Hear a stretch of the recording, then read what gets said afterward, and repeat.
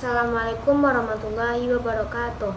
Baiklah teman-teman semuanya, kembali lagi bersama saya Zulfa Purnamasari dengan NIM 23016133. Nah, pada kali ini saya akan membahas tentang jenis dari gaya kepemimpinan.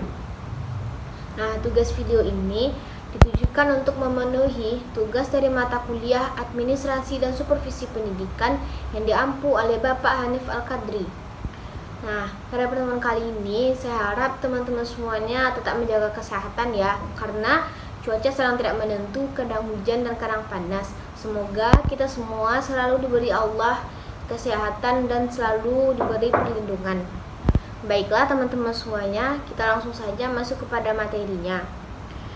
Nah, tipe kepemimpinan sendiri dapat diartikan sebagai bentuk atau pola atau jenis kepemimpinan yang di dalamnya diimplementasikan satu atau lebih perilaku atau gaya kepemimpinan sebagai pendukungnya.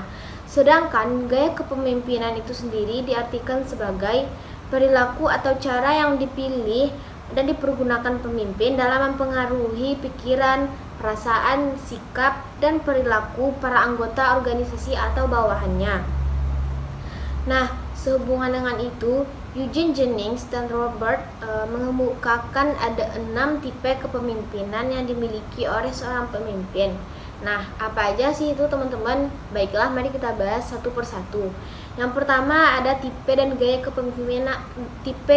kepemimpinan otoriter.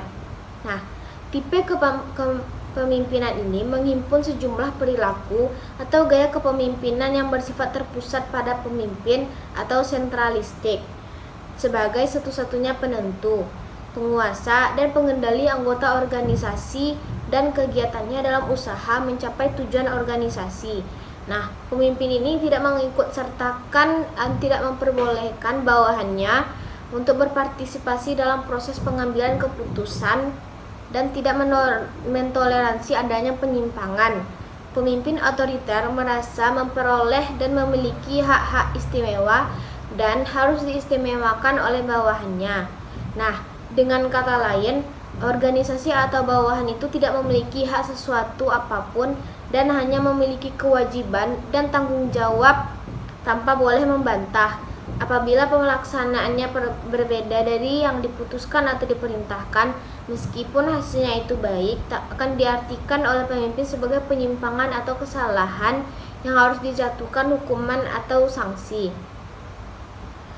Pemimpin otoriter itu berpendapat bahwasanya keberhasilan itu dapat dicapai dari rasa takut bawahan pada nasibnya yang akan memperoleh sanksi atau hukuman berat dan merugikan apabila berbuat kesalahan atau kekeliruan atau penyimpangan dari keputusan pimpinan. Kondisi itu akan menimbulkan kejatuhan yang tinggi karena rasa takut atau kepatuhan yang bersifat palsu atau berpura-pura pada pimpinan. Nah, apa aja sih dampak dari kepemimpinan otoriter yang dilaksanakan pada kehidupan organisasi? Nah, yang pertama itu anggota organisasi itu cenderung pasif, bekerja menunggu perintah, dan tidak berani mengambil keputusan untuk memecahkan dalam masalah. Lalu yang kedua yaitu anggota organisasi tidak ikut berpartisipasi aktif bukan karena tidak mampu atau tidak memiliki kemampuan, akan tetapi mereka takut merasa membangkang atau tidak menghargai pimpinan. Lalu yang ketiga, kepemimpinan otoriter itu mematikan inisiatif, kreativitas, dan lain-lain.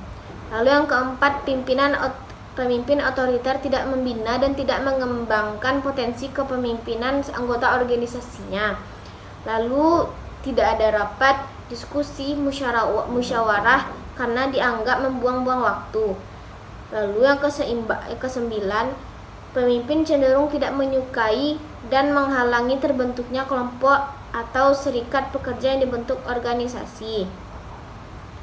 Nah, setelah kita mengetahui gaya kepemimpinan yang otoriter, selanjutnya kita masuk kepada gaya kepemimpinan demokratis. Nah, filsafat demokratis yang mendasari pandangan tipe dan semua gaya kepemimpinan ini adalah pengakuan dan penerimaan bahwa manusia merupakan makhluk yang memiliki hak dan martabat yang sama dan memiliki kewajiban yang sama.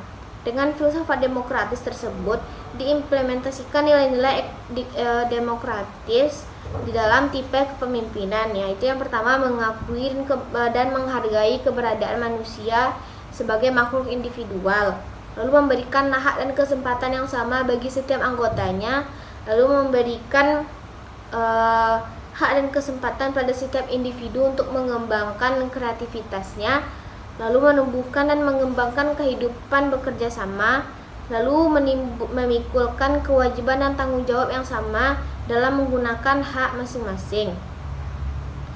Nah, itu dia tadi gaya kepemimpinan demokratis. Lalu ada tipe kepemimpinan bebas.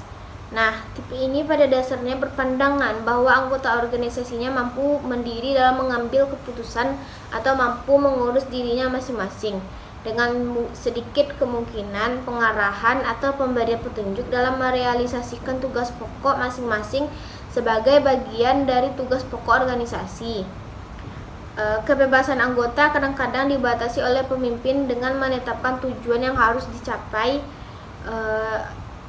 disertai parameter-parameternya. Gaya kepemimpinan itu merupakan kebalikan dari kepemimpinan otoriter. Meskipun tidak sama atau bukan kepemimpinan yang demokratis, pada titik ekstrimnya yang paling rendah, kepemimpinan dijalankan tanpa pemimpin dan tanpa berbuat sesuatu dalam mempengaruhi pikiran, perasaan, sikap, dan perilaku sikap anggotanya, maka juga akan bisa menimbulkan terjadinya kesalahan ataupun penyimpangan.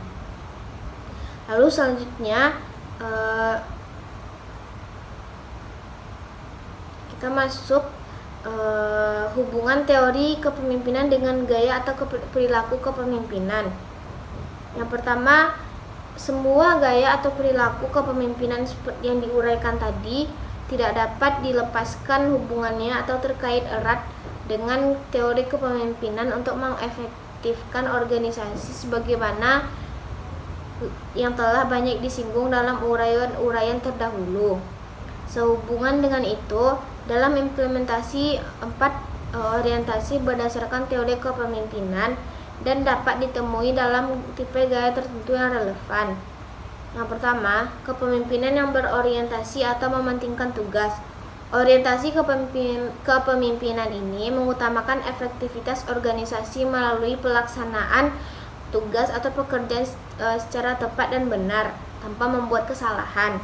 Dengan cara tersebut, teori ini berpendapat tujuan organisasi dapat dicapai secara maksimal. Lalu yang kedua yaitu kepemimpinan berorientasi atau mengutamakan hubungan. Kepemimpinan dengan orientasi ini dalam mewujudkan pekerjaan mengutamakan interaksi timbal balik antara pimpinan dan anggota organisasi atau bawahan berdasarkan hubungan manusiawi yang menghormati dan saling menghargai. Lalu ada kepemimpinan berorientasi atau mementingkan hasil. Kepentingan dengan orientasi ini menuntut hasil kerja yang sesuai standar dari setiap anggota organisasinya yang akan berdampak pada hasil keseluruhan organisasi yang harus disesuai dengan tujuan yang hendak dicapai. Lalu yang keempat, kepemimpinan yang berorientasi mengutamakan anggota organisasi. Orientasi ini disebut juga orientasi pada manusia karena kepemimpinan disesuaikan dengan situasi atau kondisi anggota organisasi sebagai manusia yang unik dan kompleks. Dengan kata lain, kepemimpinan ini merupakan kepemimpinan yang sangat fleksibel dalam arti pemimpin harus mampu mengubah gaya kepemimpinannya setiap kali terjadi perubahan situasi atau kondisi anggota organisasinya. Nah, salah satu contohnya terlibat pada kepemimpinan di lingkungan partai politik. Jauh sebelum pemilu, kepemimpinan ketua partai cenderung bersifat otoriter dengan memecat setiap anggota organisasi yang tidak menjalankan atau berperilaku menantang garis perjuangan partainya. Setelah memasuki dari selang masa kampanye, kepemimpinan ketua partai cenderung demokratis dengan memberikan kesempatan pada anggota partainya menyampaikan kreativitas, inisiatif sesuai kematangannya dan memilih dan melaksanakan strategi dan taktik. Baiklah, ada beberapa gaya kepemimpinan lainnya. Tadi baru kita bahas 4 buah, lalu ada 2 lagi. Itu gaya kepemimpinan perilaku ahli.